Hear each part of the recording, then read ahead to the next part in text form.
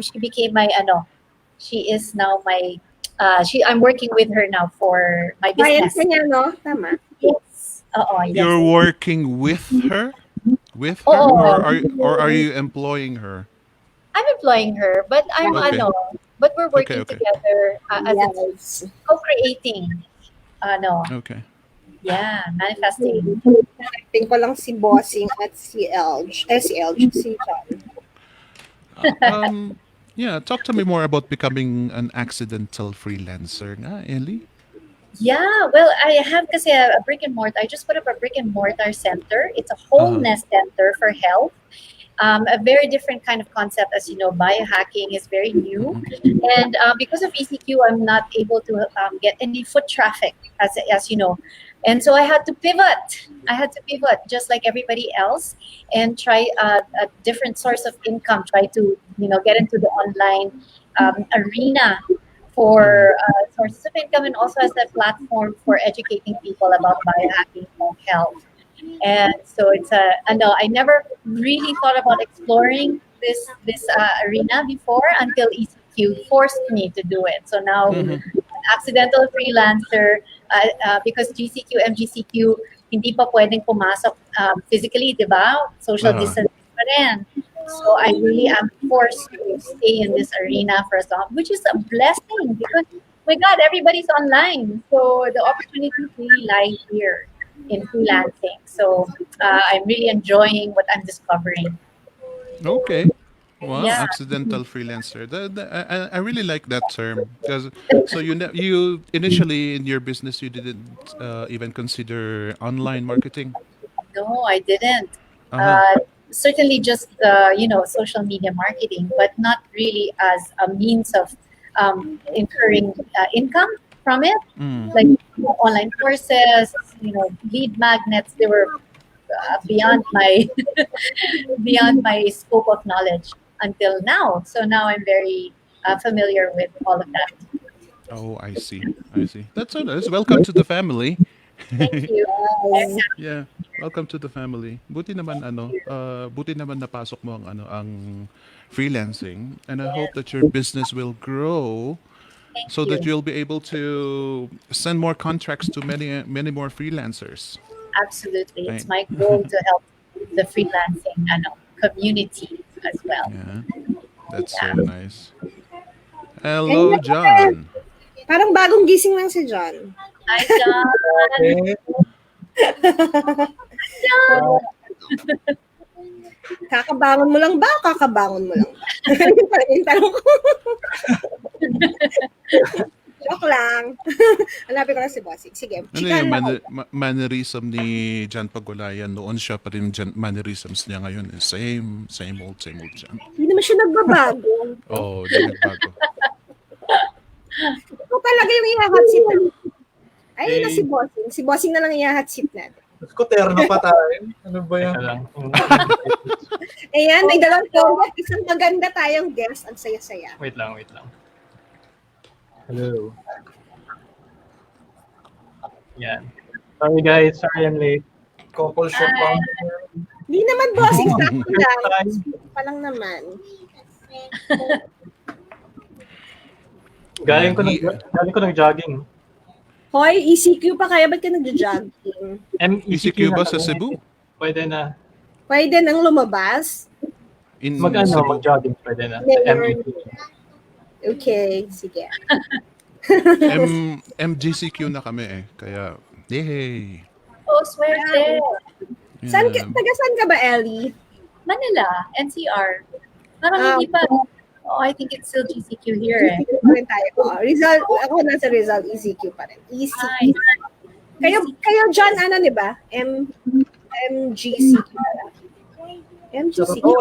totoo lang, wala na akong pakialam. Wala nang pakialam, oo. Bagay. Wala nang pakialam. Daming letter. Balik lang din eh. Wala akong pakialam. Basta kumikita ako nasa bahay-bahay. Yabang nito. Mabalik-balik, papalit-palit, ang daming cheche-bureche. Yeah. Lalo na kapag modified na eh. Pag once na modified, ang dami mga napapalitan. Halos on a daily basis na umiiba ang Umiiba. moves. Yeah. Yeah. And that's what I don't like about the M part. And it's infuriating kasi kapag ipopost nila yung guidelines, marami na namang magko-comment na hindi ba pwedeng ganito, hindi ba pwedeng ganyan. And then the mayor is going to adjust again for the next day. The next day modified na naman because it's modified GCQ nga. Marami na namang aangal. Hindi ba pwedeng ganito ganito. Kaya yeah, I'm with John. Wala na akong paki. Anyway, Kapagod eh. Yeah. huwag mo alam. Okay. Sandali. It's 6 o'clock already. It's past 6 already. Anna, should we start? Yes, ano? Kompleto na ba tayo? Ano Hey, kayo? John, long time no see pala. Long time. Gano'n ba katagal? Isang taon na ba? Isang taon na Wala ba? na, ano? Long time Oo, no kailan ba? In Parang- person, long time talaga. Parang Oo, ano in sa- person. A long, Person a long na time, never- absolutely no see at all. Si Phoenix. Magtataka ako pag nagkita kayo. Malay mo. Hindi nagpapakita sa tao yung si Phoenix. O ano, ipipress ko na ba i-tash? Yeah, let's go.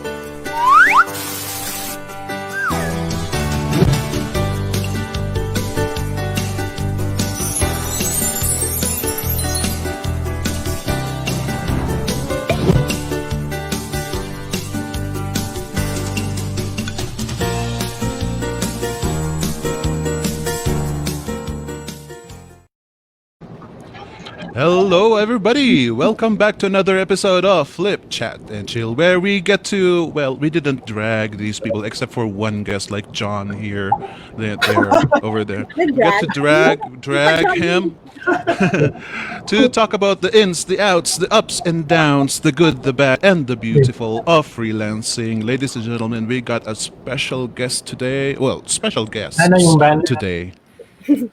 Yung banner natin, Ana. Otherwise, you are fired. Ano, bakit hindi napalitan? Teka lang, sige. Ang gulo ni Ana o kung kailan nagsimula nun sa kanilang naman.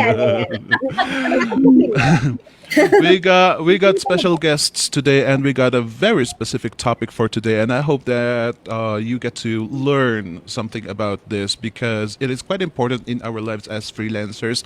But before we go to our guest, let me ask you, ladies and gentlemen, to please do the thing and share this webcast and let us know where you are viewing this from. Kung alam nyo po ang topic natin ngayon, then just share your opinions. Or if you have questions, plenty of questions, we encourage you to ask questions, especially to our guests today. Then go ahead and put it on the comment section down below. I'll make sure to check it out. Ano bang topic natin ngayon? Ang topic Parang natin napakahirap. Today ay what successful freelancers talk about their favorite health hacks. Okay, health hacks naman tayo ngayon. And we got a very specific topic like, what is it, Anna? What's our very specific topic today? Well, yung isang guest kasi natin, si Ellie, about biohacking yung kanyang ikukwento. Hindi rin natin kasi alam, di ba, kanina nag-google tayo. Pero sa bossing at saka si John, ewan ko ano ikukwento nila, kung ano yung mga alamin natin mamaya. Ako yung So- magtularan. Sabi niya sa akin, ano sasabihin ko yung ganito, yung ganito. Sige, ikaw bahala. Oo, ang sasabihin ni John yung mga hindi dapat gayain. So today, ladies and gentlemen, we got the good example and then the bad example. Yes. Yun ang pag-uusapan. Okay. Before basahin natin ang i-greet natin ang mga guests, ang mga audiences natin, let me introduce to you. Welcome back, Mr. John Pagulayan. Hi. Please say hello to everybody. Guys, and good Sino ba afternoon. yun si John? Hindi ko kilala yun. Hindi ko kilala, bossy. Pero tayo. Pero tinatekpan mo ako, pre. Oo nga. Bakit? Sino ka ba? Who are you and why should I be interested, John? Kailangan, ba't ka na makikinig sa'yo? Kasi nga ako nga yung bad example. Kung sinabi nga ni Anna na tawag dito na okay, invite ka namin sa anong usapan about health. So sabi ko, Kasi naninigarilyo ako kasi Yo, si Coach, kapag Relate ako dyan kasi ex-smoker din naman ako. I used to smoke back in the day. Kayo mga old-timers, alam nyo naman siguro, you used to view me smoking here on Flip Chat and Chill, but now I'm done with it. Si John, Wow. hindi pa. Yes, John. Sabi ko nga, ang tagal na hindi natin nagkita, Wow. kaya hindi mo alam yan. You don't know that part. But yes, that is Mr. John Pagulayan. Hashtag bad example nga. Okay. And we got our good example here, Miss Ellie Abella. Should I call you Ellie or Eli? Is it Ellie or Eli? Ellie. It's Okay. a common mistake. But it's short for Elizabeth. Oh, So okay. yeah, so it's quite Ellie. different and unique. But it's not like I some people spell it with two L's, but it's usually Uh-huh. short for Elizabeth. So I wanted to keep one L and just get people confused and just correct them. I'm used to Yeah. it now. Oh, sorry for that, but it's quite interesting because you got my attention, and we get to talk about your name. So, how about you talk a little bit more about yourself? Well, okay. I am, first of all, good evening, everybody, and thank you, Anne, Jason, and Phoenix. Hello, John. Nice to see you here. Thank you for inviting me to this show to talk about biohacking, which is a really pioneering concept, and it's quite new in the Philippines. So I know John is familiar with this topic, but I am the first bulletproof human potential coach who was certified by Dave Asprey. He is the father of biohacking, and it is a wholeness concept. Very, very. It sounds alien, but it's very practical. Very practical applications. There are free applications, but there are also advanced ways to apply biohacking as a health mindset and concept and practice. So I put up a brick and mortar center in the Philippines, the very first biohacking recovery center based on Dave Asprey's concept, and it's here in Mandaluyong. And it's open as soon as wala nang social distancing ang kailangan, open na siya to help people optimize their health, their mind, body, spirit. There, that's what it's all about. All right, Miss Ellie Abella, short for Elizabeth. Kaya wag tayo ma-confuse because we sometimes get used to Eli kasi so Yes, let's of just course. call her Miss Ellie. And yun nga, hashtag biohacking.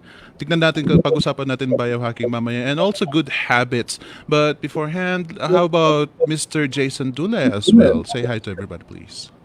Hi. ay lang. Yeah. Paano mo say hi? Talaga. Ba? Pasensya na po si Jason tinatamad magsalita ngayon kasi siya itong nag-interview nung last time. Kaya May naubos absent sa na. last Wednesday. Oo, pasensya. Oo nga, sorry. Hindi pa ako nag-personally apologize kay Jason. Maya-maya na kasi Okay. iba ang topic natin. Ngayon, our topic for today is successful freelancers talk about their favorite health hacks. Why the topic, Anna? Why? Because dahil nga nag-GCQ or nag-ECQ, 'di ba? Natali tayong lahat ng mga freelancers sa bahay. Yung iba, like, sabi nga ni Bossing, ngayon lang siya nakapag-jogging. Yung iba hindi nakakapag-exercise. So, pag-usapan natin about health hacks ng mga freelancers. Yeah, the way I see it, karamihan ng mga freelancers, umiba talaga ang routine natin. We cannot go out. That's why we are getting more and more fat. And mga habits natin umiiba rin, pati mga sleeping habits natin umiiba because yun nga, nasa bahay tayo, kasama natin ang mga kids and blah blah blah. Ang daming mga disturbo sa buhay. At the same time, yung stress level natin ang taas-taas. So sometimes we cannot sleep. Sometimes we oversleep. Yung mga ganun na habits. We build some bad habits. We develop bad habits during this pandemic dahil nga bagong klase ng lifestyle natin. So, we ought to ourselves to look into our health once in a while. Hindi lang yung pera, trabaho ang pinag-uusapan natin, but also our health so that we can live longer and enjoy the money that we are earning from freelancing. Is that correct, ladies and gentlemen? Ayan. Anna, how about we greet our audiences? Yes, mag-hi muna tayo sa ating mga viewers, kay Princess, kay Jennifer Molar, watching from GMA Cavite, si Jadine, watching while working daw, si Sherry Zell, May Fernandez, hello, Lisa Bascon Marino, Rhea, ang haba ng pangalan nila. Rhea, good afternoon. Si Princess, amazing daw. Si Rhea watching from Calamba. Si JD Vargas, miss you all watching from HK daw. And ayan, si JR watching from Qatar. Si Maria Teresa watching from Negros Occidental. Andrea from Cavite. Princess De Castro, ayan, shinare niya na daw ang ating live. Si Janeline from Laguna, si Jex from Cavite, Eve Manalo watching from Concepcion, Tarlac. Ayan, ang daming nag-hi kay JTL, idol daw. Ayan, si Janet Jose. Si JTL talaga in-invite ko para madaming manood. Si Bossing, yung tandem talaga, yung love team talaga nila ang inaabangan dito. si Jackson daw, idol, John Pagulayan, Lenny Babaw from Marikina, Gloria watching from Heritage Province of Ilocos Sur. Ayan, si Jing watching from Tarlac, si Christine, ayan, ang daming nanunood. Si Christine from Negros Oriental, Daphne from Calamba, Cheche from South Cotabato. Ayan, around the world, around the Philippines, at saka meron ding ibang bansa. Ayun, ako bang nag-e-echo? Ay, nabasa ko yung message ni Bossy. Hindi ko alam. Ayan. Nandito tayo sa and ayan, ladies and gentlemen, thank you very much for being with us, and I hope that you get to ask questions, take advantage of today dahil mga mabibigat na mga bigatin, hindi mabibigat. Bigatin ang ating mga Oo nga. Nadulas ka na. kasi kami mga host lang, ang mabigat. Huwag ka magsasabi na mabigat. Sasaktan ako, mabigat ako ngayon.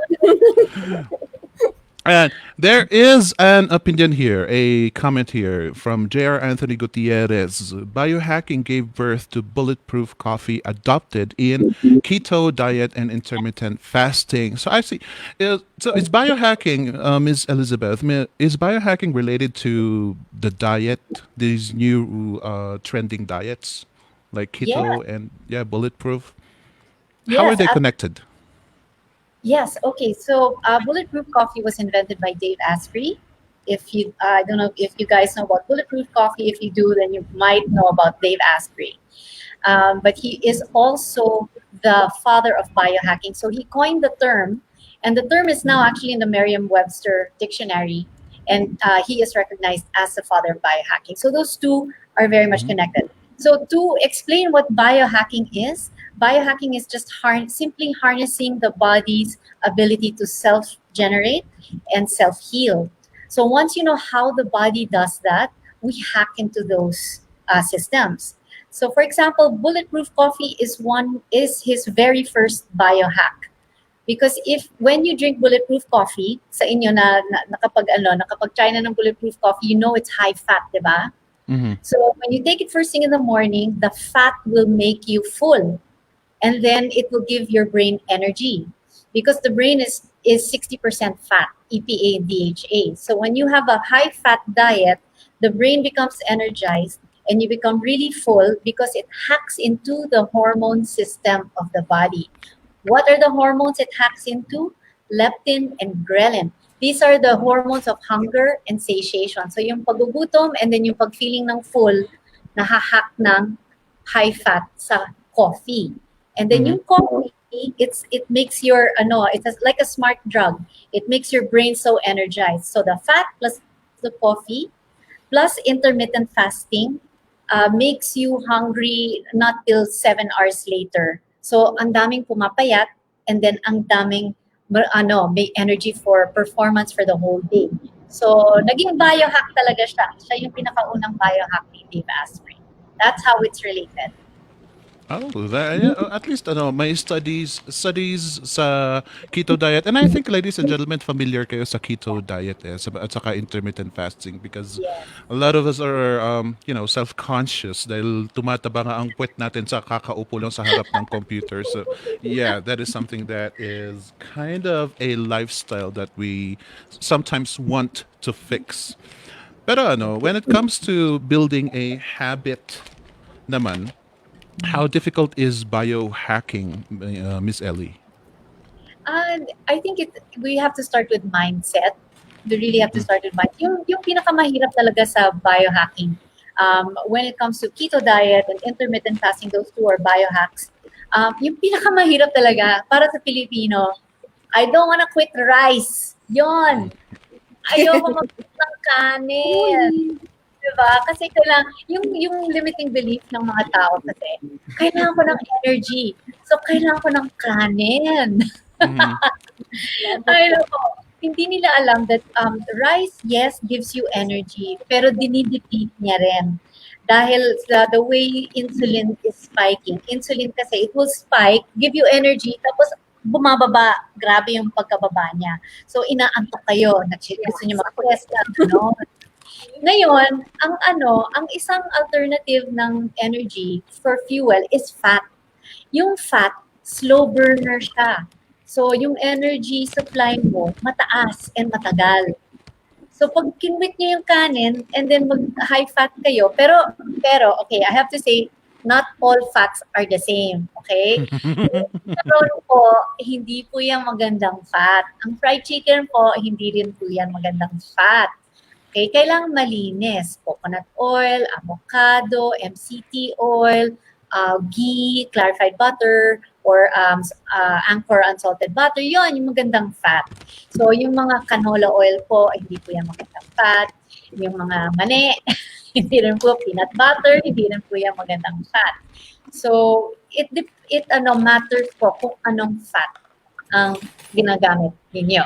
Nako, ano yan, Nutella? Peanut butter. Bye-bye. Bye-bye. Yan po, straight yan sa puwet. Oh. Hindi yan gagamitin ng brain. I see.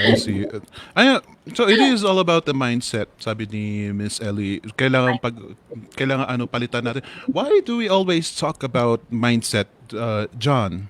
Why is it always about mindset? Everything that we discuss so far in the life of a freelancer, it's all about mindset. Parang nakakasawa na. Why is that? Sa totoo lang, di ko rin alam eh. Ano pa predict sa... What? Kasi ano yan eh, probably the easiest explanation is your thoughts become your feelings, and your feelings, become your actions. So, kung action lang ang pagtutunan mo ng pansin, you're not focusing on your thoughts, you're gonna keep repeating the same action. Yun yung yun yung parang catch doon. Kaya tayo lagi nagsasabi about mindset. Kasi tulad niyan, yung sinasabi ni Ellie, yung intermittent fasting. It takes a ton of discipline to really pull that off. Like ako sanay na ako na na hindi ko kaya, which is dati pinagtatalunan pa namin sa bahay. Yung pagkagising mo, hindi ka kakain ng 46 hours. Kasi nga pala sa mga nakikinig dito ngayon, if you haven't tried it yet, I suggest you to. Kasi if you haven't been focused on what to do, or for example, like ang parang kalat-kalat, try not eating within the first 4 to 6 hours. Tapos kape lang na and all that. Makikita mo yung focus mo, as in, ang bilis mong gumawa, hindi ka inaantok. Ang tawag dito, I'm not sure if people have tried it, but when it comes to being focused on kasi nagtatrabaho ako Lunes lang eh. So, I need that focus on that very specific day. So, minsan umaabot ako ng alas 3 na, gumising ka lang alas 4 ng umaga, kung abutin ako ng alas 2, alas 3, hindi pa rin ako kumakain. Kasi I know na pag kumain ako ng something na mabigat, taantokin na ako. Yeah, mag-sugar crash ka. Yeah. And the sun hindi masyado nag-rise din eh. Kasi it's sugar, literally. yung rice. So, if mag-rice man ako, sobrang konti lang. I don't know about the rest of our audiences, pero para sa akin, it is easy to quit rice. I don't know with the rest of the pag kasi mag-stop ka ng sugar, like in my coffee, I stopped putting sugar in it. I put salt in it instead. Yeah, and it gets creamier. Ewan ko, yung mga iba, pero they find it unbelievable. But if you just try it, go ahead and try it. And yun nga, marami sa atin itong mga parang pag iniisip, every time that we suggest that you quit rice, it seems difficult. But in my experience, madali lang sa paggagawin mo. Just do it, and it's actually easy. It doesn't really it's not really that difficult for you. Most of the times placebo lang yung yung worries mo. If you feel like you're drained, wala kang energy dahil hindi ka nagkanin, if, in my opinion, it's all in the head. Yung sinuggest mo na kasi sa sarili mo na, initially sinuggest mo na sa sarili mo na, ay, hindi ako kakain ng rice, wala na akong energy for the rest of the day. If you say that to yourself, then it means yun ang mangyayari. Wala kang energy. Kasi meron kang pagbibintangan eh. May masasabi mo na kasalanan kasi ni rice dahil hindi ko siya kinain. Parang, Mahirap kasi siya parang sabihin sa harap ng adobo. oh, Sinigang, di ba? Sinigang. Tinola. Tapos biglang mag-uulog ng tuyo. that is true. That is true. Yeah, itong ulam kasi natin, it is kind of easy to suggest to, I think, to our European clients. It is easy for them kasi hindi talaga sila nagra-rice. Kasi yung mga pagkain nila hindi naman kasing flavorful ng pagkain Pinoy, like adobo, for example. Yun nga, parang maalat siya, kailangan talagang humahatak talaga yon ng rice eh. So what are the foods to... there are a couple of suggestions here kung ano ang magandang fat at hindi magandang fat. Kami ni Ana, magaganda kaming fats. Kaya, Oo nga. but yeah, I think there is a list. There is a list out there. Ellie, do we have a list out there of good and bad fat, or at least Yeah, the there good is. fat? Yes, Yes, there we have a list. Yeah. Bulletproof roadmap diet. It's Googleable. I can also share it if you guys want a downloadable file. Pero, it's available. Yeah, Good and it would bad. be nice. It would be nice Yeah, oo. if we Pwede have natin something i-share from yun. you. Yeah, Yeah. it would be nice if we get something from you. Ladies and gentlemen, ayan para makikita natin kung ano ang good and bad fat. Because there are a couple of suggestions here that are asking whether some fats are good and some fats are bad. But yung can biohacking also be related to neurology and naturopathy? What the hell is that word? Right. Natural healing, modalities. Naramdaman ko yung struggle dun, bro. Hey Cortana, how do you pronounce? Narinig tuloy ako. How do you pronounce naturopathy? But yeah, are they related? Is it related to neurology and naturopathy? Yes, absolutely. Because biohacking involves the gestalt, so it's the whole being. So everything that has to do with the human being. So neurology, absolutely, because biohacking is actually brain first. So Dave Asprey has written books on the brain. One of them is Headstrong, and it's all about optimizing the brain. I really encourage everybody to read it. He talks about biohacks. He talks about food. He talks about habits that will optimize brain performance. And then yung naturopathy, we're all about using what you call this natural healing remedies. Oh, okay. Yeah. And we were all about no synthetics, no chemicals, no pharma, whatever. We just do natural methods. And also, if you can do free hacks like going out into nature, all of that, that's the best you can do for your body. Talaga. So absolutely connected, yeah.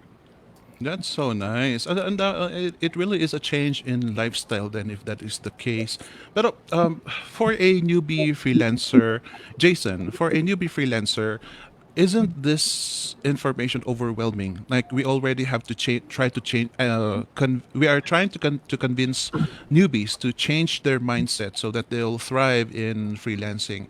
And then here comes biohacking, where they have to change their mindset again and adjust their lifestyle. Is this a big headache, or is it kind of easy to correlate each other? Well, for me, I've tried kasi keto. I've tried like all these different diets. And I'm too lazy kasi. I'm too lazy to track. I'm too lazy to... And namamahalan ako. Like, buying all the good fat is expensive, actually. It's very Yes, expensive. yes. So I don't do that because number one, kuripot ako. Number two, tamad ako. So I don't do that. But what I do, I do IF, intermittent fasting, which is, and that's because I'm lazy, because I'm too lazy to make breakfast in the morning. And it's cheap. It's the Oh, it's cheapest cheap. diet It's actually ever. cheap. Oh, I'm too lazy to make breakfast in the morning, so brunch na ko agad. Um, and I'm not strict, but I do have like more energy than before. But I'm not like, I eat rice siguro mga twice a week siguro, ano? Twice or three times a week. But my like for newbies, if you just follow something like, para sa akin, even for me, I don't. I'm sorry, like Ellie, but you know, I don't, you know, do all this because it's just too much work for me to do the macro tracking, to do, you know, to make sure I buy the GMO stuff, the non-GMO stuff, and all that. I don't do any of that. But I do follow, like, sa akin, I make the minimum number of decisions every day. So my breakfast is almost always the same: Yeah. six eggs, kangkong, and six eggs in a smoothie, which is like kangkong, banana, avocado, and then I add some bacon, cheese, whatever. Like yun, there's like no decision making, but I don't think about it. And during dinner, minsan I buy out or I make something kind of nice. Pero just minimizing, like just minimizing the amount of of carbs that you get. Like rice siguro. And it's not easy actually to jump off if you're addicted to sugar. Kasi parang addiction yun, parang cocaine, yung sugar. So you can't just like, if you eat like three rices a day, 3 cups of rice a day, you can't just stop cold turkey. Like ganun. You can transition to brown rice, which is a lot more healthier, which paleo follows. You know, brown rice or black rice, any colored rice is a lot healthier, and then slowly get off rice altogether. Ganun. So you don't need to jump right in, like right away, and you don't, even if you just do one thing, like even if you just do intermittent fasting muna before you go into like the saturated fat versus ganun and all of that stuff, then that'll be a big change. And the problem kasi with like really strict diets is maintaining it, kasi lifestyle change, Yeah. right? You can't just do it for 1 month tapos get off. It's like a permanent change in your lifestyle. So even if you just do like intermittent fasting, okay na. And then once you're okay with it, maybe you do something else. Ganun. So baby steps lang. That's a yeah. It sounds a bit challenging. Sabi nga ni Jing dito, sounds like a never-ending mindset shift. Now, Ellie, nasa na yun? Nasa na yun, Anna? Ayan Nasa na yung kay yung? H. Oo. Ano Yeah, Ellie. how to adapt. Biohacking seems to be a foreign concept. So if you are going to introduce that here in the Philippines, there has to be a transition. There has to be some sort of adjustment because I don't know if we can follow it 100%. So here's the question from Herlene: how to adopt these tips for the Filipino diet? So, okay, so kanin, di ba? Mm. Again, we're going back there. Yeah. So find replacements for rice. So one of the really good replacements for rice is veggies. And one of the best veggies to use to make veggie rice is cabbage. So there's a bulletproof cafe that's next to my center, no? And what they do is they make tapsilog. So tapa, that's beef plus eggs. And then yung kanin nila is cabbage rice. And so the cabbage Ooh. rice is actually food processed. It's minced into small pieces. So mukha talaga siyang kanin. It feels like kanin. So you make it ulang with your rice, in your spoon, and then you eat it. Parang talaga siyang kanin. So this cabbage rice is cooked in butter, which is an allowed fat, a really good allowed fat, and salt. And then masarap siya, malinamnam siya. So when clients go there, I tell them you better go and try and eat in the cafe. And they eat it, wow, they get addicted. Parang ang sarap. Pwede palang walang kanin. And then what they feel is they don't have that bloated feeling that rice gives you.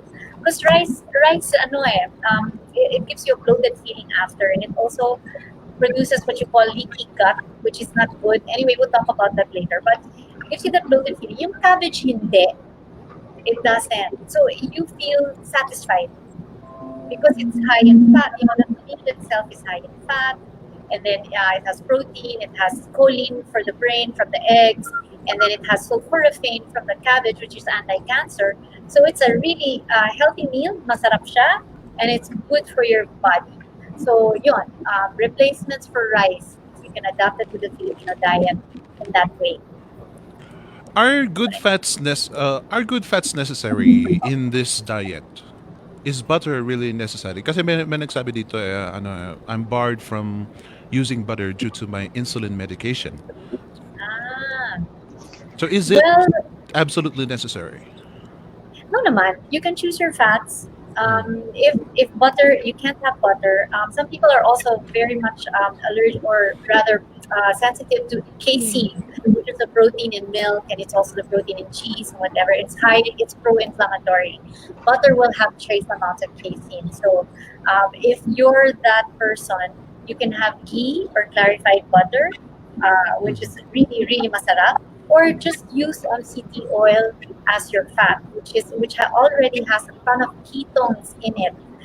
So yung ketones na yan, straight to the brain. The brain will use it. That's why you feel so alert. Like, you feel really buzzed. No? So, okay, you don't have to have butter. There's so many other alternatives to butter. But butter is delicious. So, sorry. Yeah, that's okay because there are Yeah. plenty other more options out there that we can use. And by the way, this webcast is brought to you by Clover. So, Healthy talaga. isa Yan, sa mga ang hindi, healthy. isa sa mga hindi healthy. So, no, I'm just kidding here. I want to change. Let's shift to different aspects of taking care of your health. John, what is your regular sleeping pattern? And Ayan. do you deem it healthy? Um, tawag dito, to keep myself healthy, I just eat, kapag hindi days na magbubuhat ako, I try to stick to 1,800 calories, tapos more on protein. And then kapag magbubuhat, 2,200 calories, tapos more on protein doon. Um, Tapos, ayun, I just stick to that diet. And since tulad nga sinabi ka ni Jason, it's easy kasi kapag wala kang iniisip. Mm-hmm. Kapag alam mo na yung kakainin mo. Tapos, tulad itong shirt na to, kaya gray yung mga suot ko lagi damit. Kasi I don't wanna keep thinking about anong susuot ko. What color? Yeah. Oo, kasi it takes space in your brain to think about things. Eh. So, as much as possible, I don't wanna think about what I'm gonna eat, what I'm gonna wear. So, kumbaga, pag may nakaset na ako na ganito kadaming calories na kakainin ko for today, ito lang. Like, kumbaga, I still enjoy it kasi isipin mo ba naman, mga breast ng manok yung nakain. Wala ka lang masyadong kanin, but still, it's, kumbaga, ulam eh. Ulam. Masarap yung mga ulam. Kahit adobo pa yan, kukunin ko yung adobo, pero puro manok. Puro manok, itlog. Yun. So, kumbaga, I'm still counting the calories at the same time. Pero kahit Filipino pa yung diet, it doesn't really matter. Kasi, pag alam mo naman na yung mga calories na kinakain mo, you can literally look at a plate and say na, okay, so ito, sakto sa akin to. Kapag Pero nasa...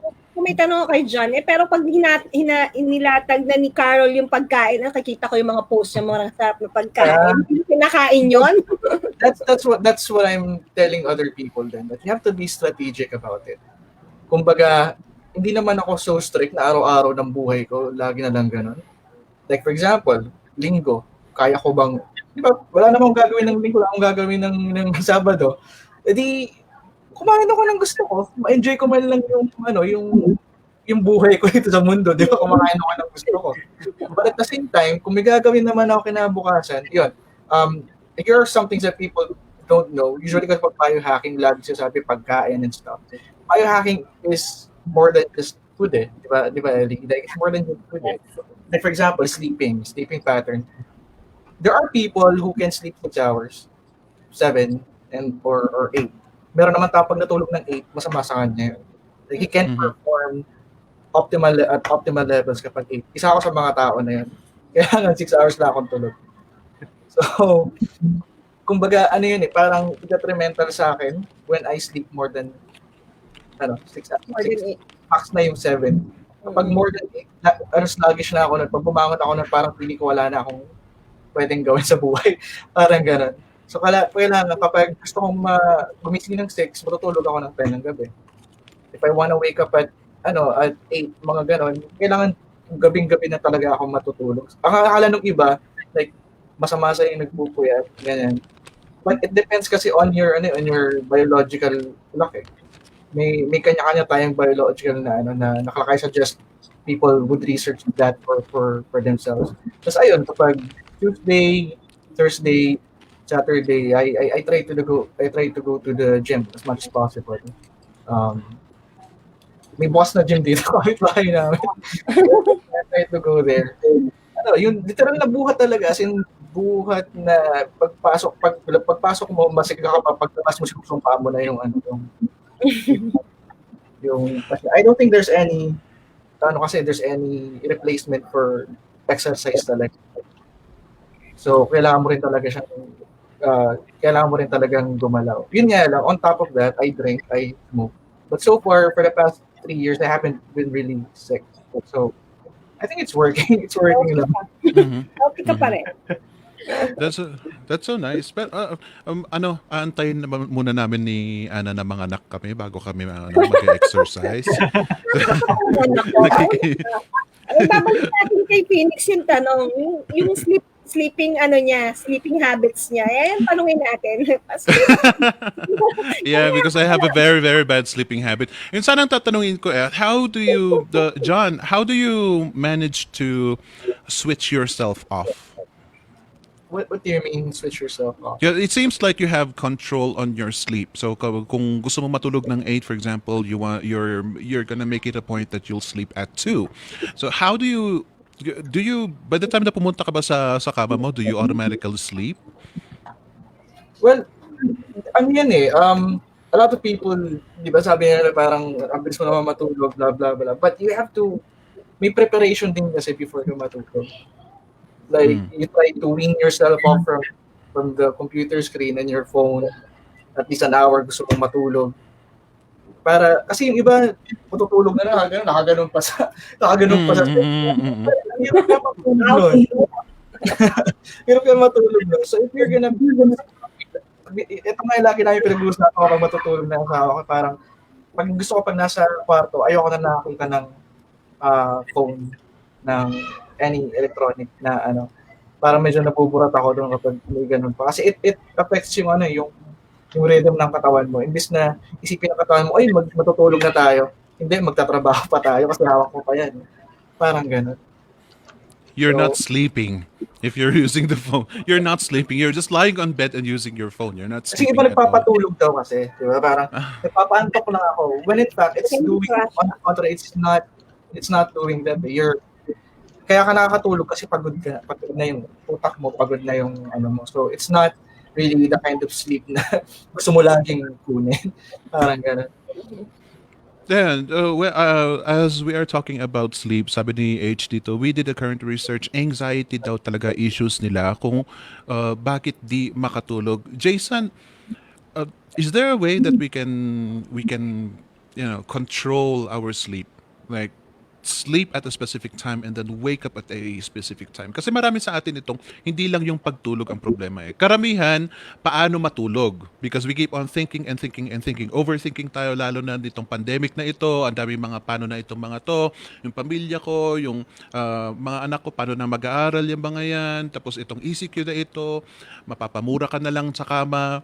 So it is difficult to get yourself to sleep. But it is also difficult to get out of it. Katulad nga ng sabi ni John, if he gets past his 6 hours of sleep, magiging sluggish siya. And the more that you get sluggish, the more that you would want to stay in bed. Endless loop na yun. Yeah. So what do we do to improve from that kind of lifestyle, Jason? Well, if you're talking about like anxiety, di ba? Sabi ni Herlene, anxiety is one of the biggest issues bakit di makatulog. What I find helpful, like if you can practice meditation, because meditation helps you clear your mind. And for you, if you have anxiety, you need to clear your mind talaga. So if you practice meditation just like 5 minutes a day, or even less than that, then it'll be easier for you to clear your mind. Um, Reading like fiction books, reading fiction books helps me fall asleep, or audiobooks na fiction. Hindi yung non-fiction kasi when you're listening to like, let's say, influence, and then you come up with different ideas, wag naman ganun. Ah. Mga fiction books it helps me fall asleep because it takes your mind away. What you want is parang your mind shifts into not thinking about the current world and into something else. So, mga non-fiction books. For waking up, like one thing that's really good about freelancers, most freelancers naman, is that we don't have a specific schedule, diba? Diba, like ako din, usually mga 6 to 7 hours din ako, but I wake up naturally, because parang that's naturally when I wake up, just 6 to 7 hours of sleep. I don't like using alarm clocks kasi parang it kicks you out of the rhythm. And the only reason why I'd sleep more than, let's say, 7 hours, ganun, is if like, wait, si Phoenix, is if like I did something wrong last night, like if I went drinking the night before, or I was like eating lots of carbs, ganun. Those were the only reasons why I would sleep longer. Pero otherwise, natural lang na you wake up at a certain time or wake up after X number of hours. And I just, parang you listen to your body lang na, sige, it's time to wake up. Wake up, ganun. Wag mo lang pilitin na okay, I have to sleep. Kasi if you're somebody who sleeps 9 hours, may kilala ko who sleeps 9 hours, and then you try to sleep 6 hours lang, di ba, that's gonna mess up your day, di ba? Kasi kulang ka sa tulog. And if you're an 8-hour sleeper tapos 6 hours gising na ako, I have to go back to sleep. Parang you're trying too hard. So just listen to your body. I remember interviewing one of the freelancers, sabi niya, mandatory 8 hours of sleep daw. So, kahit anong mangyari sa bahay nila, basta 8 hours of sleep. So, I guess, yun nga, katulad nga ng sabi ni John, some people can sleep, and Jason also said it, some people can sleep 9 hours, some people can sleep 6 hours. It really depends on how you are built. Ako, sira-sira ang sleep pattern ko kasi sometimes I sleep 0 hours and sometimes I sleep like many. No, but you can actually find that out. I mean, I think there's a quiz before. I took it like several years ago to find out what kind of a sleeper are you. Mhm. Chronotype. Yeah, chronotype. I remember. It's chronotype. So parang you find out kung ano yung ma-release mo din doon na kaya naman pala ganito. Kaya pala ako ganito matulog. Kaya parang gano'n. So, Oh. I think libre lang naman yun eh. Yung test na yun, if I'm not mistaken, yung chronotype test and Yeah. stuff. Ay, yan. Kasama ba natin si Mahar? Oo, nandiyan lang siya, nanonood. Mahar, paki-highlight nga chronotype. So there you go. Yan, that is something new. I think that is something that would be nice for our audiences to research about chronotype. Kasi nga kung problema natin talaga ang matulog, whether it is because of saan ito? Saan na yung nagsabi? Where is that question? Ano yan? The sleep. Because of, ayun, Maricar. Sabi ni Maricar dito, agree, what if you don't have the luxury to sleep a lot because of work and responsibilities? Yan ang, it is kind of related to anxiety as well dahil ang dami mong iniisip talaga. In many cases, you just fix a schedule of your sleeping time. Matulog ka na lang and try to get rid of those thoughts, those responsibilities out of your brain para makatulog ka ng husto, and then wake up and just face your responsibilities. We are humans.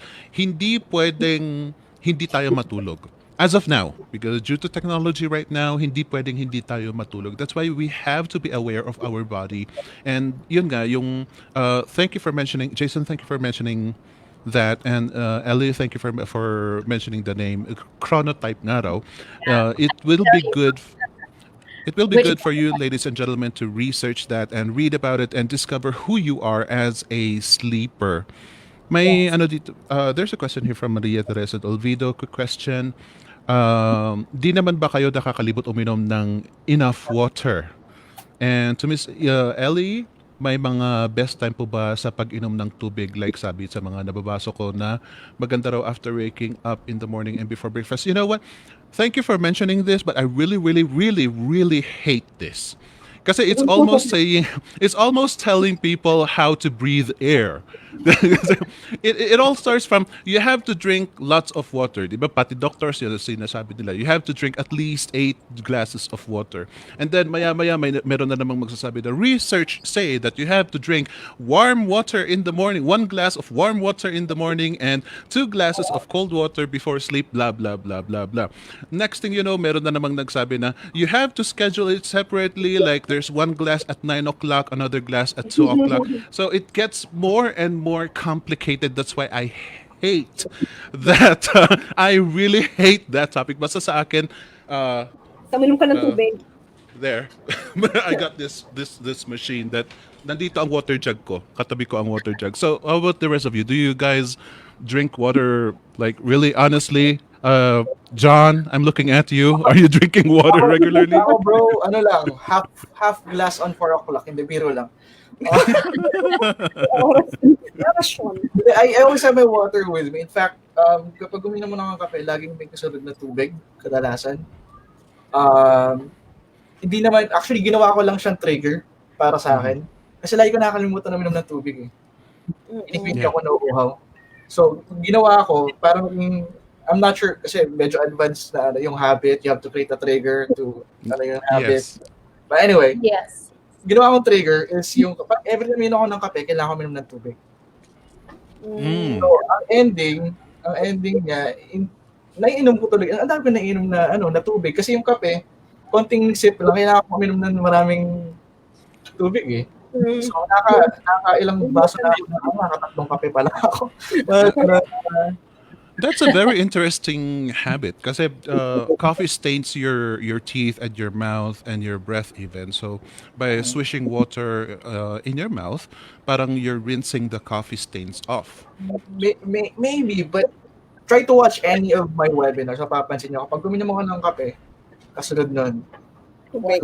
And I'm not even kidding. Like, ginawa ko siya talagang trigger kasi for the life of me, I just can't remember drinking water.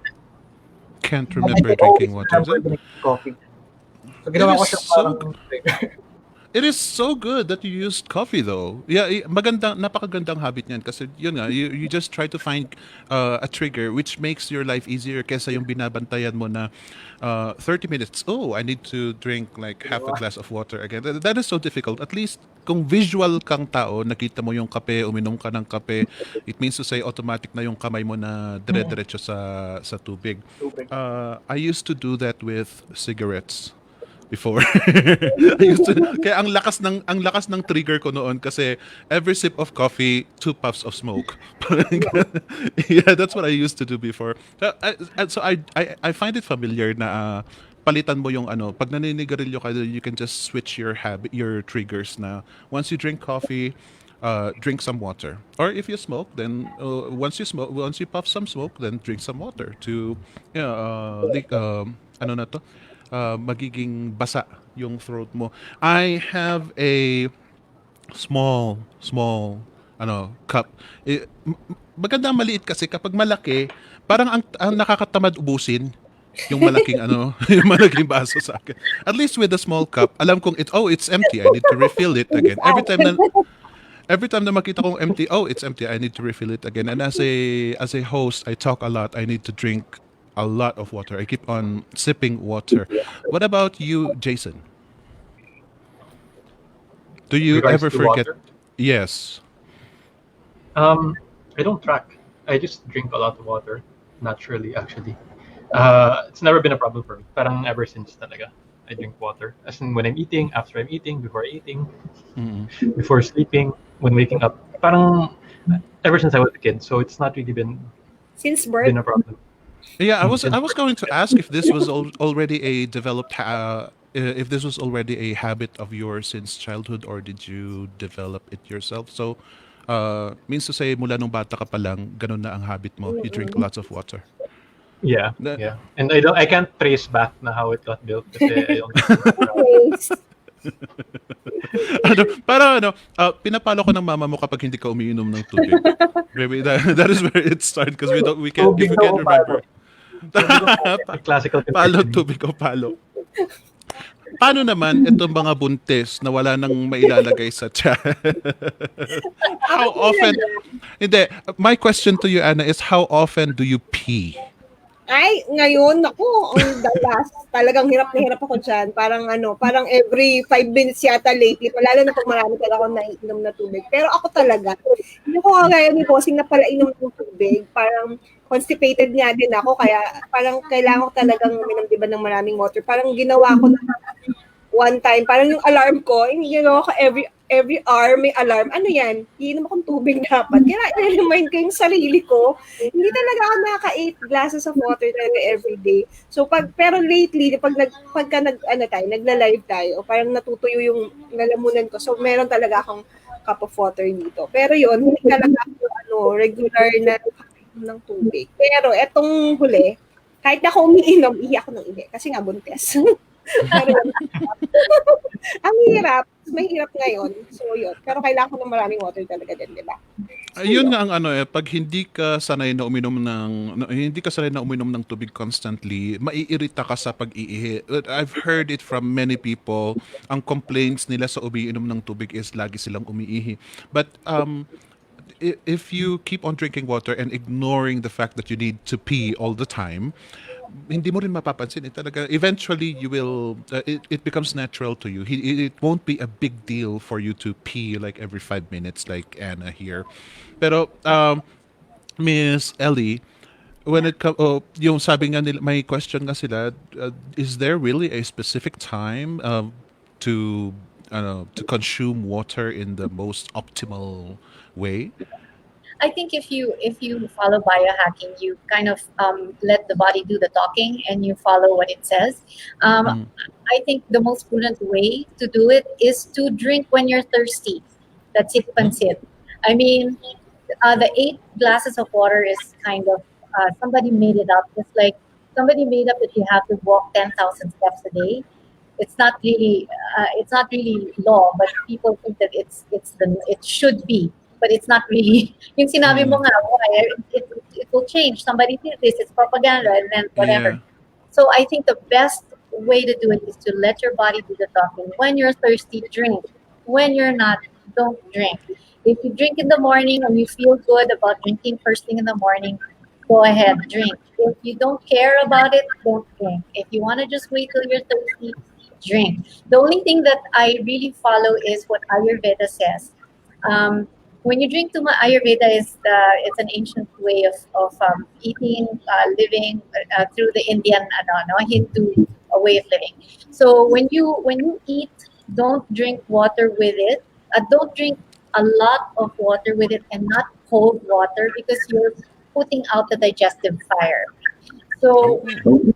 you can take little sips while eating, but do not drink after the meal because you're digesting the food. Drink 2 hours after. So that's the only thing. If you drink hot water with your meal, better because you're helping with the digestive fire. That's the only thing that I really feel intuitively makes sense. Mhm. Diba? Na Mhm. you're annoyed. And then when you're digesting and you drink so much water, so much liquid with it, parang binubulabog mo yung food and di tuloy ma-digest efficiently ng bituka. So I feel that's the only thing. But otherwise, pag thirsty, that's the only time you drink. And I'm actually wondering about those people who drink in the middle of their meal because I don't do that. I never did that. I never Okay. felt the need to do that. But I saw a whole family who does that. Na Yeah. talagang umiinom sila and they consume like a liter of no, not a liter, like just a bottle of water while eating. Like, ako, why do you do that? Sabi na, to cleanse the palate daw for I don't know whatever the reason it is, but yeah, according to you, Miss Ellie, hindi magandang habit yon. So there you go, ladies and gentlemen. I hope that you are learning because these are habits that we are talking. These are habits that who knows if you actually do. So whether it is good, it is bad, it is up to you. But what's important is we get to learn. Um, So, there's another question here to Miss Ellie. Anna, where is that? About the new something.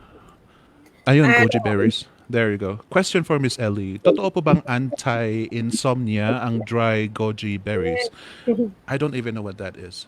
I haven't really used it for for anti-insomnia, but it is an antioxidant, so it might help um, release any free radicals that are preventing you from sleep. So perhaps if you go to that line of thinking, maybe it can help, or maybe there's something in it that really induces sleep. I'm not sure, but goji berry is known as an antioxidant, so it could be. I'm not sure. Mm, all Yeah. right. Okay. My goodness, ang bilis ng oras. I'd like to talk more about this biohacking because it seems like marami siyang natatouch na subtopics like sleep, diet, your mindset. There's so many that how do we reach you, Miss Ellie, to talk more about this? Well, you can reach me in my social media pages under Unlimited, UNLTD PH. Is there time pa to talk about sleep? Because Yes, yes, yes. or tapos na. Okay. So sleep is the most important aspect of life. So when you're a biohacker, sleep is your career. Okay. The reason for that is that sleep, everything that you do will affect your sleep, and your quality of sleep affects everything that you do in life. And so when you're a biohacker, you really make it your career. Um, so Tama si John what and Jason what they said, there's a chronotype, no? So the chronotypes, it's one way of hacking and zeroing in on what you are, and then doing with your chronotype. So there are four kinds. There's the dolphin, there's the lion, the bear, and the wolf. And the wolf is a nocturnal person, no, who doesn't sleep. I think most freelancers are wolves. It's not a bad thing. Wolves, there are many CEOs and many authors who are brilliant that are wolves. Na yung kanilang eureka moments lumalabas lang after midnight. So Dave Asprey is one of them. Dave Asprey is now writing his sixth book. It's coming out, and he only writes after midnight dahil dun lumalabas. So it's actually okay. You can work around that because everybody says you have to sleep before 12, and then you have to get between 6 and 8 hours. So the wolves, usually they're okay with 5, 6 hours. They're fine. I think in my 20s, I was a wolf. But now Hmm. that I'm pushing 50, I am now more of a lion. So I have to sleep early, wake up early. Ganon. So nag-change din siya. Now, sleep must be worked on. So the things that affect your sleep, number one, coffee. Coffee affects your sleep. So coffee blocks adenosine receptors. It's a chemical that is being released by the body that will accumulate over the day. So when you wake up to sleeping time, nag-accumulate yung chemical na yan. Okay? And the chemical is used to put you in sleep pressure. So by 6, 7 p.m., dapat inaantok ka na. It's because of adenosine. Coffee blocks adenosine. So, kumbaga, nagnanakaw siya sa sleep pressure mo, sa sleep mo. Kinukuha niya. So, however many cups of coffee a day you take, nagnanakaw yan sa sleep mo. Now, drinking your coffee also, what time you take it is also important. So, you should not drink coffee after 1 or 2 p.m. Kailangan before the morning so that you can have enough adenosine for sleep. No? And then another important thing, blue light. So what John was saying, nako, everybody's like on their phones before bed. What is that doing? Yung blue light na yan, because we have circadian rhythm, no? It's through the eyes and through the super chismatic nucleus in the eye. Yun yung nag-receive ng information from light into the brain that regulates our sleep cycle. Now we have natural blue light from the sun. Okay, so that blue light from the sun tells us it's daytime, it's time for you to work, it's time for you to hunt animals, diba? All right, so when the blue light goes down, red na, sunset. Yung red light na yan, nagsisignal sa brain na, hey, you're about to sleep, and then it tells the pituitary gland to secrete melatonin. So yung melatonin, nagsisecrete na yan. Ang sinasabi niya sa katawan, 3 hours, matutulog ka na, okay? But, anong ginagawa natin? Nasa cellphone tayo, nasa TV tayo, nasa computer tayo. Ano yung meron? Blue light. Anong ginagawa ng blue light? Sinasabi niya, daytime pa rin.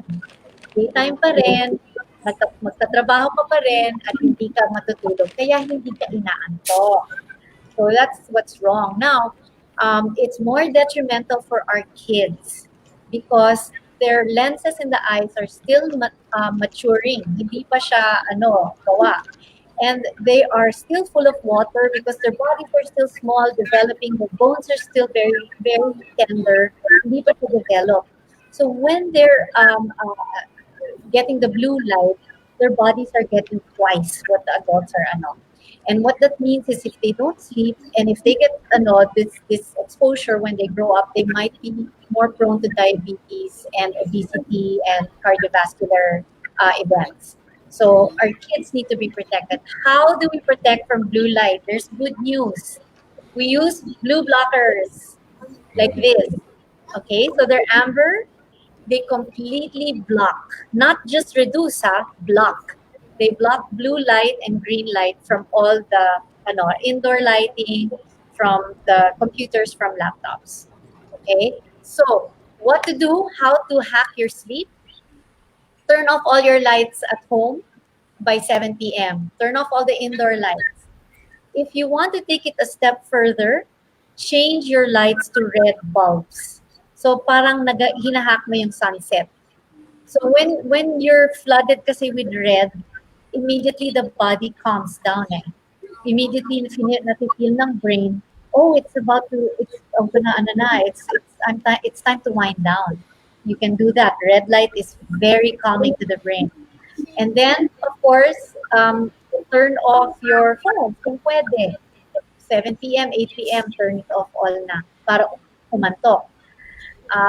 What else? Don't take naps. Naps also steal from your sleep. Sorry. Gamitin nyo na lang pang-antok ninyo sa gabi para diretso kayo matulog. Kasi if you take naps, it steals from adenosine as well.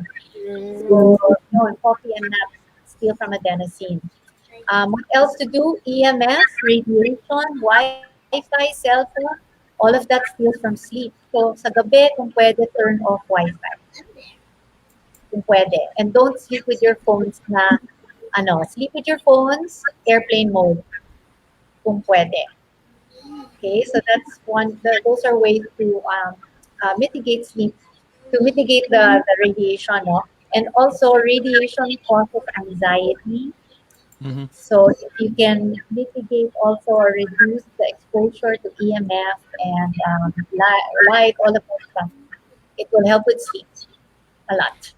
I love that. I know a couple of people who has a habit of really turning off their phone before they sleep. Kasi yun ang isang habit natin hindi natin na-break. Some people charge them pero hindi siya naka-turn off. If you turn it off, parang nakakatamad na buksan ulit and have to wait a couple of seconds for it to turn on. So at least once it is turned off, at nakahiga ka na sa kama mo, wala na, it's just too much effort to get up and get the phone and turn it on again. So and yun, iwas sa EMF. I like the red light because it reminded me of the sunset. Ay, Yes. wala na pala akong sunset. Because if you say, ladies and gentlemen, audiences, pag tinitignan natin I'm missing my sunset here. I'm sorry. Pero pag tinitignan natin ang sunset, it calms us down. Di ba mahilig tayong tumingin ng sunset? Even on the pictures, we love the sunset. It's universally likable. Because the red light calms us down, as Miss Ellie said. So yun, be aware of those. And I hope you, ladies and gentlemen, have taken down some notes with these tips. And yun nga, Miss Ellie, if we have forgotten everything that you have said right now, where can we find more information about biohacking About biohacking. and Just your Google. biohacking? Oh, my biohacking. Okay. Mhm. Well, my center is Unlimited PH, UNLTD PH. On Instagram, I'm Biohacking Pioneer PH. That's my handle. And then I have a website, eliabella.com also. And yeah, so that's where you can reach me. But about sleep, just ano, there are so many articles on sleep from Dave Asprey or the Bulletproof blog. Kasi nga, sleep is our career. Love namin talaga, kasal kami sa sleep. Kasi yan talaga, Nice. yan yung ano natin, yan yung savior natin, healer, doctor, lahat na ang sleep talaga. So, we have an Aura ring, which I'm not wearing, I'm charging it. Yun yung nagtatrack ng sleep namin. Yun yung nagsasabi anong heart rate mo, kung anong oras bumaba. Kasi kung bumaba yung heart Oh. rate mo ng 4 in the morning, that means you're not recovered. Sasabihin niya, hindi ka recovered, huwag ka mag-exercise. So, ayan. Guilt-free, di ba? Kasi sabi ng ring, hindi ka natulog ng maigi, huwag ka mag-exercise. So, okay, don't exercise. Tapos sabihin niya yung deep sleep mo, titignan niya yung REM mo. Kasi REM is so restorative, yung dream state, that's very restorative. So, sasabihin niya doon kung ano. And then you will change your habits for the week to make your sleep better. That's what biohackers do. We track it to hack it. So, and then we change habits to look at our results. And then kung maganda, we'll keep doing it. Kung hindi gumanda, we'll find out kung bakit. And then we'll stop doing it. Ganun ang biohacking. I love that. Somebody here asks about Saan daw nabibigyan your ng shades yeah mo? your eyewear. Yes. So these are blue blockers po. They block the blue wavelength from laptops. No, truly block the blue. Talagang so pag 9 o'clock na, naku, antok na ako. I'm really yawning na. I'm really paano na. Papunta na sa bedroom. So that's what it does. They're not raving glasses, ha. Pwede rin siya for party. Yun daw po ang order. Yeah, where can someone avail this? I will be distributing this soon at unlimited.ph. But if you're interested, they are blue blockers from blueblocks.com, BLUBLOX.com from Australia. I have a 15% of code, which is UNLTD Unlimited. But I will be distributing it soon and I will be selling it here because I believe Pinoys need to sleep better and they need to have all the hacks available to sleep better. So yes, I will address that soon. Ayan. Yeah. Thank you so much for the questions, everybody. Pero yun nga, we would like to give you some reminders right now. Anna. Yes, coming.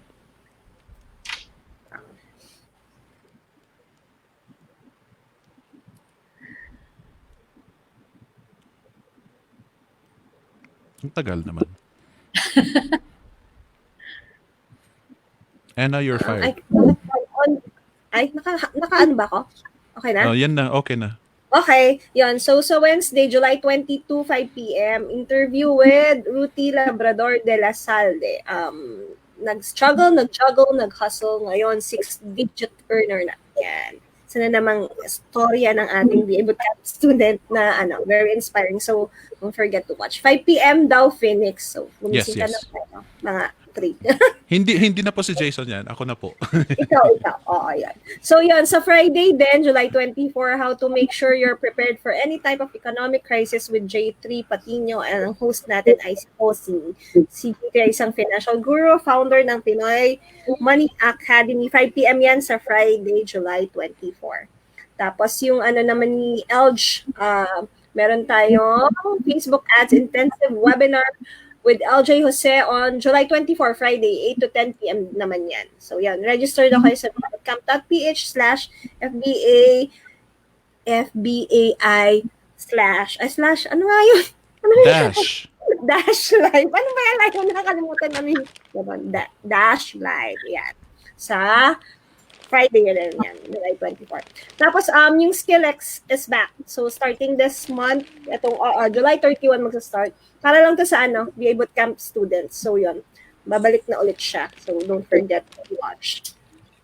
Tapos, meron tayong ang pinakaabangan, Adopt a Newbie program. So, merong nag-PM sa akin, nagpapa-adopt. Hindi po ako. Ako ngayon nag-a-adopt. Pero merong mga willing talaga ng mga flippers at saka BA Bootcamp students. BA Bootcamp na students nga, tama, na mag-a-adopt. So, mag-wait po kayo ng further post pa about dito. Pero yan, coming soon. Tapos sa mga bago sa sa Flip at sa VA Bootcamp page, yung mga interested mag-enroll, meron tayong free VA course kung wala pang budget. Pero kung meron naman, ayan, dala kayo sa vabootcamp.ph/enroll. Lifetime access na siya. Ito yung mga packages natin. Skill package, accelerated at saka complete package. Tapos meron na rin tayong individual courses. It's back, balakubak. Punta lang sa vabootcamp.ph/shop. So, ang meron tayong mga special courses ay Better English, Getting Started with Blogging, Bookkeeping, and QuickBooks, Marketing Mechanics, Freelance Writing for Beginners, and lahat nasa 2,990 except for Better English at saka Getting Started with Blogging. Pwede mo rin siyang gawin na, ito, Next Level Freelancing pala, available na rin siya. Yung 101, 102, 103, 2,990 each. Pwede kang mag-bundle ng free for 7,990. So, mas makakamura ka kaysa yung 2,990. Kung gusto courses, pwedeng bundle of 3. And yun lang. Thank you for watching. Ayan. There you go. Ang bilis ni Ana mag-advertise. Pag ako yan, Madali na ako. ang daming bratatatat. Okay. John, being our bad example today, Hindi naman siya is there any... bata. Oo, hindi siya nagpakabad. Is there anything that you'd like to advertise and final words as well? Yung movie mo. Mag-enroll kayo sa bootcamp, tapos makinig kayo kay Hindi kayo kaboss. Para ang sama ng loob nila. Makinig kayo. Enroll kayo doon. Hindi, wala talaga. Wala talaga. Hoy, i-promote mo yung tribe mo. Pero hindi pa, di ba? Wala. Tapos na. Wala talaga. Hindi, I mean, gusto ko lang talaga makipag-usap sa inyo. So, Well, enroll sa VA Bootcamp and then see, yung ni Ellie, yung site ni Ellie. I think it deserves attention then from freelancers, especially, kumbaga, we always want to perform at our best. And one of the ways to do that is to do biohacking. And based from experience, kasi I know biohacking. I've been writing about it before since 2015 yata. And the things that I've learned from there, may mga kinuha lang akong parts and it's working for me. So, kumbaga, you don't have to take in like full biohacker, etc. Like yung mga like pili ka lang na mga kaya mong gawin sa buhay mo, mga ganon. And then do that. And you'll see naman yung may difference naman eh. And if you want to be someone who's like a high performer, it takes, diba, even that 1% edge kukunin mo eh. Diba? So, yun lang. Oh, I love that. Love that. Thank you very much, Mr. Bad Example ko na. But we miss you so much, and I hope that we get to talk Miss again you, some other time. Well, Sure, man. we know that you're very, very, very busy. Pero sana naman mag-usap-usap ulit tayo next time. So thank you very much for being with us. What about you, Jason? Anything to add here? Well, I think there was a lot talked about. But yeah, I do think that health is really important. It's one of the things that we forget to prioritize as freelancers. We're all about, like, especially when we start, we're focused on making money, ganun. Pero, if you're dead, you can't make money. Or if you're sick, you can't make money. Wag naman dead, sige. Or if you're sick, you can't make money, diba? Or if you don't sleep well, you can't perform properly, so you make less money, diba? So it's still like, if you want to make more money in the long run, it makes sense to take care of your health. yes, health is wealth. Yeah, we are focusing on health this episode. And Miss Ellie, is there any question that I didn't ask that we ought to talk about? Let's see. Oh, I wanted to. Ilang taon na daw? No, I wanted to add kasi diet. The diet that I'm doing right now, that I feel the way of eating, actually it's not a diet, lifestyle, is the nose to tail carnivore diet that has cured so many diseases, including mental illness, depression, anxiety, cancer, autoimmune, all of that, and even metabolic syndrome. It's the nose to tail carnivore diet. And what that means is you eat only steak, fat, water, and organ meats like liver, heart, kidney, gizzard. Yun lang. And you'll be surprised. Masarap siya. And you don't need to eat a lot. So I'm like Jason and John. I don't want to waste any neurons on cooking, menu, prepping, washing dishes. I would just cook my steak in the morning with taba and salt, and I'm okay until 4 p.m. Then I'll cook again steak, and then I'm done. Papayat ka, tatalino ka, satisfied ka dahil masarap, and wala ka pang disease, and it's an amazing diet. So, yon. That's all I wanted to contribute also. That is so interesting. It's so interesting, and it's obvious naman na ano na I love how John reacted a while ago when we talked when you mentioned the liver. Kasi mga pulutan eh. John got excited a while ago. I like it. Pulutan ang nabanggit eh. Here's a carnivore diet. Sinubuking mo naman ako. Sisig, pwede yun. Sisig. Pwede. I would love to take a screenshot of that later on. Tignan na natin dyan. Nakita ko yung reaction ni Jan kanina. Talaga, oh, okay yun. That's so nice. Thank you very much for being part of us, Miss Ellie. Ang dami-daming natutunan ko ngayon. And it's so, what do you call this? It's so revolutionary. I love this biohacking stuff that you are introducing here. And yun nga, as Mr. John Pagulayan said, you don't have to, ladies and gentlemen, you don't have to take it all in. Yung katulad ka ng ng advice din ni Miss Ellie, if you are thirsty, then drink. It goes the same with the knowledge. If you feel the need to upgrade, then yeah, go research, read about this, ask some people about it, and try to implement just a little bit, something that piques your interest. If there's any practice there, like, ito, kumain ka ng pulutan, na look at John again.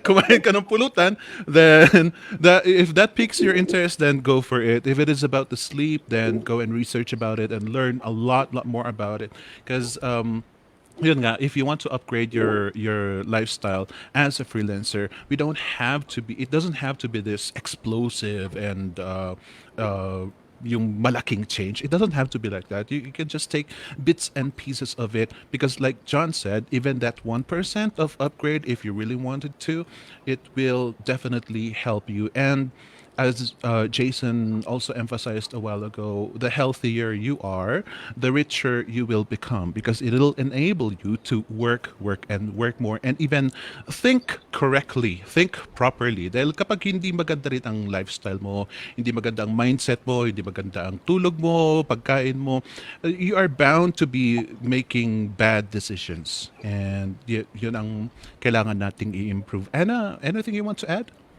Wala na. Ano yan ko? Yun, basta kung inaantok, matulog. Kung nagugutom, kumain. At para kumita, kailangan alagaan ang ating kalusugan. Naisip ko lang yun. There you go.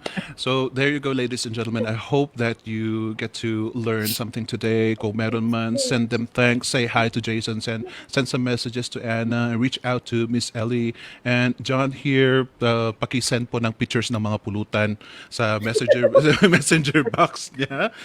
And let's see what happens. Hashtag bad influence. And there you go. Thank you very much, everybody, and hope to see you again next time. Bye-bye. Bye! Yan. Thank you, John!